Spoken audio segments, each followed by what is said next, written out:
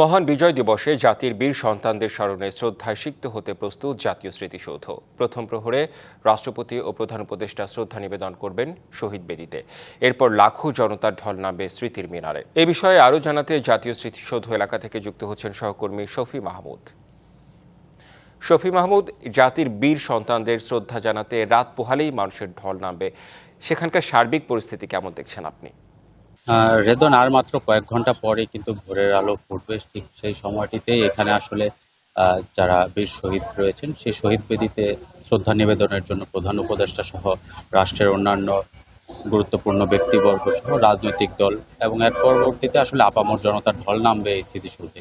এই বিজয়ের আনন্দ একসাথে ভাগাভাগি করে নিতে সবার যে ঢলটি নামবে সেই লক্ষ্যে কিন্তু স্মৃতিসৌধকে একদম নতুনভাবে সাজানো হয়েছে। এবং আমরা এর আগেও যেটি দেখাতে চেয়েছিলাম যে আলোকসজ্জার বিষয়টি, বিশেষ করে এই আলোকসজ্জা দেখতে কিন্তু আমরা সন্ধ্যার পর থেকেই দেখতে পেয়েছিলাম যে আশেপাশের বেশ কিছু মানুষের একটি উৎসব জনতার ভিড় ছিল এই স্মৃতিসৌধের প্রাঙ্গণে। নতুন এবং ফিরে আসা গ্রাহকদের জন্য নগদে চলছে ক্যাশব্যাক সহ প্রতিদিন হাজারো উপহার জেতার সুযোগ। হবে আশা আর ফেরা, সারপ্রাইজ সেরা।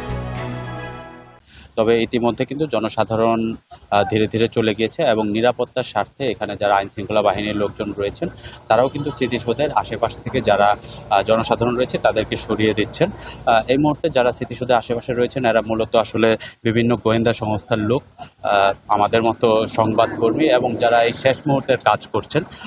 এখন শেষ মুহূর্তে যেটি বলা যায় যে আসলে স্মৃতিসৌধের ভিতরে তো পরিষ্কার পরিচ্ছন্নতা এবং সৌন্দর্য বর্ধনের কাজ হয়েছেই, সামনের যে মূল সড়কটি রয়েছে, যে মহাসড়কটি, সেটিও কিন্তু আমরা দেখতে পাচ্ছি যে এখানকার যে কর্মচারীরা রয়েছেন তারা পরিষ্কার পরিচ্ছন্ন করছেন। এবং সব মিলিয়ে কিন্তু আসলে বলা যায় যে এই জাতির শ্রদ্ধা নিবেদনের জন্য স্মৃতিসৌধ পুরোপুরি প্রস্তুত হয়েছে। রেদোয়ান। জি, শফি মাহমুদ, বিস্তারিত জানানোর জন্য ধন্যবাদ আপনাকে।